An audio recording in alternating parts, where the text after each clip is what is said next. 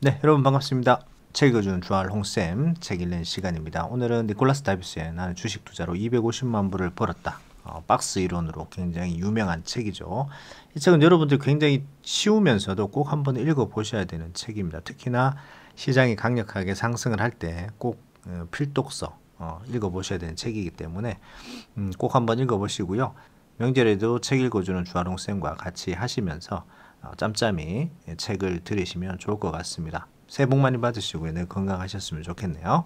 자, 오늘은 그 중에서도 시장이 상승으로 바뀔 때 가장 빨리 수익 나는 비결에 대해서 같이 한번 살펴보도록 하겠습니다. 책 내용 들어가도록 하겠습니다. 주식 투자를 전혀 하지 않은 채 몇 주일을 보낸 나는 상황을 좀 더 분석적으로 고찰하기로 마음먹고 강세 시장과 약세 시장을 비교해서 두 시장의 차이점을 명확히 이해하려 했다. 내가 보았던 강세 시장은 팔팔한 육상 선수들로 가득한 구름 한 점 없는 여름 캠프와도 같았다. 그러나 나는 다른 주식들보다 강력한 주식들이 있다는 것을 기억해야만 했다. 반면에 약세 시장은 어떠한가? 여름 캠프는 병원으로 변했다. 대부분의 주식들이 맥을 못 추었으며 몇몇 주식들은 상황이 더 나빠졌다. 시세가 폭락하자 거의 모든 주식들이 상태가 나빠지고 엉망이 되었다. 이 시점에서의 문제는 그 주식들이 얼마나 깊은 병을 앓고 있는가와 그 병이 언제까지 지속될 것인가를 추산하는 것이었다. 나는 어떤 주식이 100달러에서 40달러로 하락했다면 상당기간 원상태로 반등할 수 없으리라 판단했다. 그것은 다리에 극심한 부상을 입은 육상 선수가 다시 예전처럼 달릴 수 있을 때까지 오랜 시간의 회복 시간이 필요한 것과 같았다.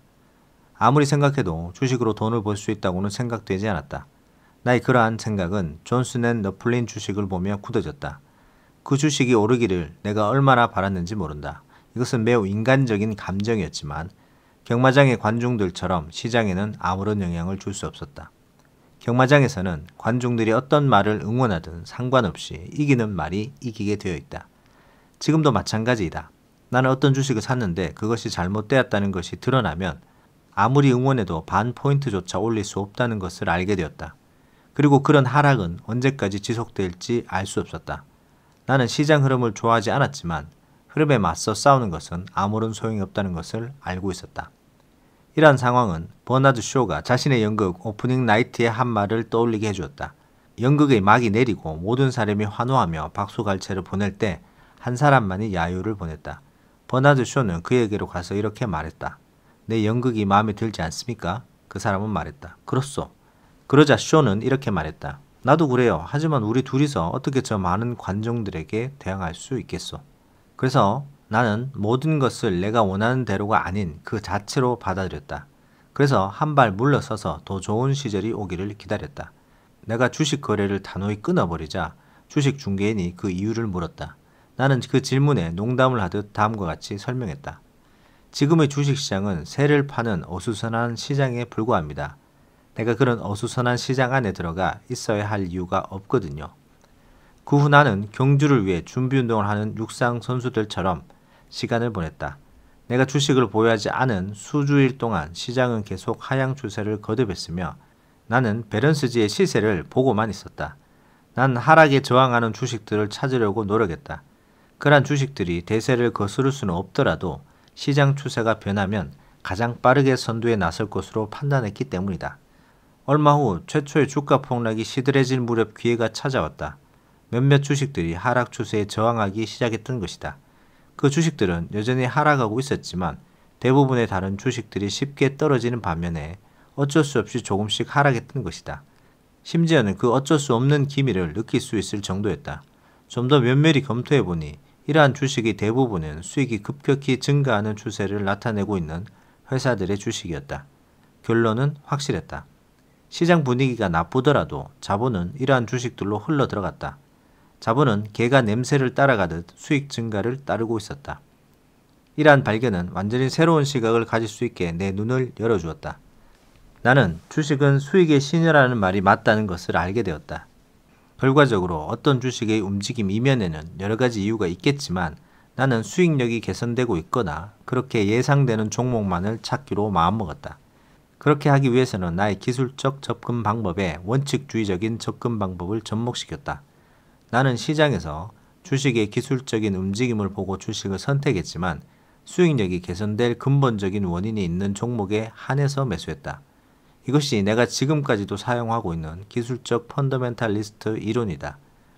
이 이론을 실제 적용해서 나는 20년간의 분석 기간을 두기로 했다. 이것은 내가 어떤 주식을 20년간 보유하고자 한다는 뜻은 아니다. 20년간 보유하는 것은 오히려 내 의도와 정반대되는 것이다. 하지만 나는 미래와 연결되어 있으며 혁신적인 신상품이 회사의 수익을 급격히 개선시킬 수 있을 것 같은 회사의 주식들을 지켜본다는 것이었다. 전자, 미사일, 로켓 연료와 같은 산업은 한눈에도 확실하다. 이러한 산업들은 급속히 성장하는 걸음마 단계의 산업이었으며 예측하지 못한 문제가 발생하지 않는 한 그 성장은 곧 시장에 반영될 것이다. 주식시장의 역사에 대해 고찰한 결과 나는 미래의 주식을 지배하는 근본 원칙들은 항상 월스트리트에서 효력이 있다는 것을 알게 되었다. 자동차가 나오기 이전의 시대에는 영리한 주식 투자자들이 철도 주식에 투자했는데 그것은 철도가 진마차나 역마차를 대체하려는 사실을 알고 있었기 때문이다. 그 발빠른 투자자들은 철도 주식에서 자동차 주식으로 옮겨갔다. 제너럴 모터스나 크라이슬러와 같은 미래를 내다보며 확장하고 있는 회사들은 그 당시 비교적 작은 회사였다. 하지만 그들은 미래를 내다봤다. 그때 이러한 주식을 매수해 보유하고 있던 사람들은 큰 돈을 벌었다. 이제 그러한 주식은 이미 안정되어 더 이상 미래를 내다보는 투자자들을 위한 주식이 아니다. 그것은 현재도 마찬가지라고 생각한다. 미래에는 주가가 오른다는 일반 이론에 입각하면 장래의 다이나믹한 성장을 약속하는 주식들은 다른 주식들보다 더 훌륭하게 움직인다. 제트엔진 시대에 맞춰 나가는 건전한 주식은 20년 내에 현재 가치 20배가 될 수도 있을 것이다. 난 이러한 종류의 주식에는 여성 의류처럼 명백한 유행이 있으므로 성공하려면 유행에 맞는 주식을 찾는 것이 중요하다는 것을 알게 되었다. 여성 의류가 사회 상황에 따라 유행을 타듯이 주식 역시 유행을 탄다.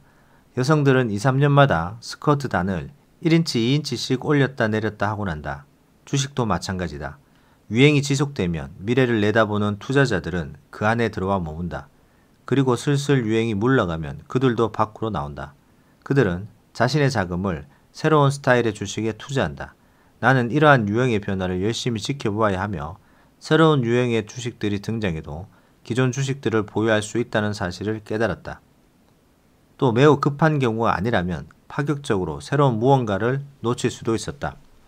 이것은 보는 것처럼 그리 환상적이지 않을 수도 있다. 날 수 있는 자동차 같은 상상의 제품을 개발한다고 해보자. 모든 사람들은 그 회사의 주식을 사려고 몰려들 것이다. 그러나 만약 오리건주의 한 공장에서 훨씬 안정성이 뛰어난 하늘을 나는 자동차를 개발 중에 있다고 해보자. 일단 시장이 준비되어 있고 어떤 회사가 이 제품을 다루게 된다면 기존에 나는 자동차는 대세가 될 것이고 그 주식은 하락하기 시작할 것이며 유행이 지난 종목이 될 것이다. 이것은 지나치게 단순화시키는 한 예이며 문제를 해결하지는 못한다. 어떻게 올해의 유행 종목을 매수할 수 있겠는가? 만일 그 유행이 지나갈 조짐을 보인다면 반드시 그 자리를 대체할 곧 다가올 새로운 유행 종목이 있을 것이다. 내가 해야 할 일은 미래에 대한 사람들의 기대감을 불러일으켜 주가가 상승할 주식들을 찾는 것이었다. 이란 생각을 바탕으로 나는 Z시대의 보조를 맞춰 성장하는 주식들의 시세를 조심스럽게 지켜보았다. 나는 그 회사의 생산 제품이 로켓을 만드는 금속인지 아니면 고체 연료인지 혹은 개량된 전자장비인지를 관심에 두지 않았다. 사실 나는 그들의 생산 제품을 알고 싶지도 않았으며 더구나 그러한 정보는 내게 방해만 될 뿐이었다. 나는 의회 의장에게 예쁜 아내가 있다는 사실이 내 표결에 영향을 미치지 않듯 그러한 생산 제품이 무엇인지에 신경 쓰지 않았다. 하지만 나는 그 회사가 신생산업에 속해 있는지 그리고 그 주식이 시장에서 내 이론에 따라 움직이는지를 알고 싶었다.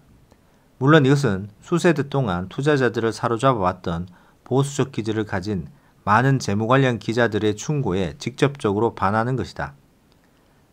그 기자들은 현명한 투자 결정을 하는데 회사의 보고서와 대차 제도표를 연구하고 어떤 주식의 이면에 찾을 수 있는 모든 것을 찾아내려고 한다. 난 그러한 방법이 나에게는 맞지 않다고 판단했다. 모든 회사의 보고서와 대차 대조표는 과거와 현재를 말해줄 뿐이지 미래를 말할 수는 없다. 그래서 나는 나만의 계획을 세웠는데 그것은 주식으로 수익을 내려 하는 나만의 방법일 뿐 배당 소득만 바란다면 다른 식으로 생각해 봐야 할 것이다. 세계 여행을 하는 동안 나는 끊임없이 그 미래에 대한 비전으로 인해 급등할 주식들을 찾고 있었다. 나는 새로운 고점을 이룩할 수 있다고 생각되는 종목들을 찾아서 그 종목에 최대한의 관심을 기울이기로 작정했다. 이제 이러한 주식들은 값이 많이 올라서 초보자들이 다루기는 힘들어 보일 것이다. 그러나 그러한 주식들은 더욱이 값이 오를 것이다. 나는 비싼 주식을 사서 더 비싸게 팔기로 작정했다. 나는 값이 비싸지만 그 가치를 생각하면 비싼 것도 아니면서 성장 속도가 빠른 주식들을 찾으려고 노력했다. 왜냐하면 그러한 주식이 시장이 좋아지면 가장 먼저 상승할 종목이라 생각되었기 때문이다. 시장이 계속해서 가라앉는 것을 보면서 나는 그러한 약세 시장이 영원히 계속되지 않을 것이라고 예측했다. 조만간 상승장이 올 것이라고 항상 그래왔듯 약세 시장이 지나가면 강세 시장이 온다는 것을 확신했다.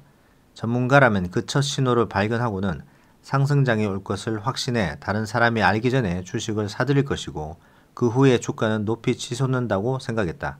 워털루 전투가 떠올랐다. 이 유명한 전투에서 로스차일드는 전투의 승리가 확실해졌을 때 그 사실을 남들이 알리기 전에 영국 공채를 사들이기로 시작했다.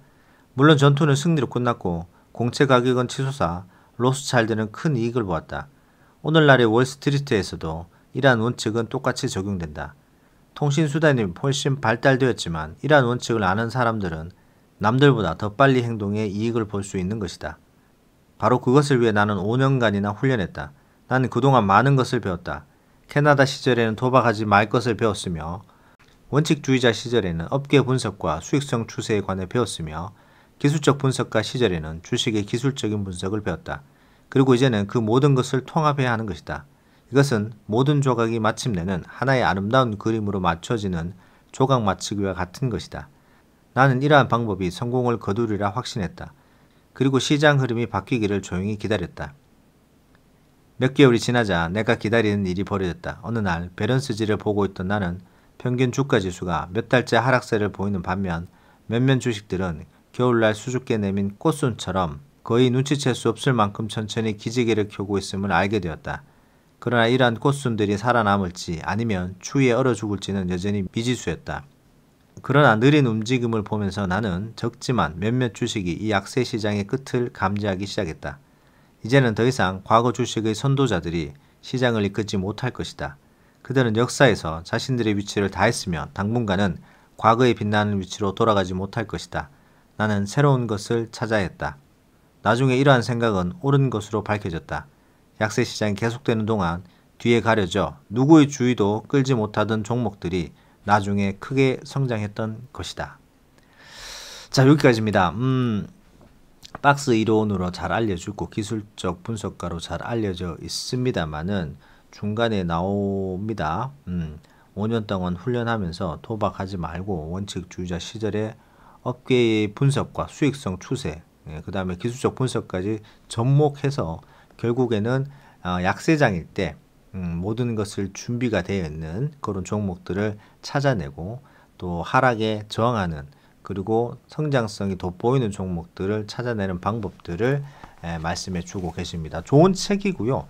뭐 꼭 한번 읽어 보셔야 되는 책이니까 이번 설 연휴에 시간 나시면은 금방 읽을 수 있는 책이니까 한번 읽어 보시면 좋겠고요. 읽어 보신 분들은 다시 한번 읽어 보시는 것도 좋을 것 같습니다. 도움 되셨다면 구독, 좋아요 부탁드립니다. 감사합니다.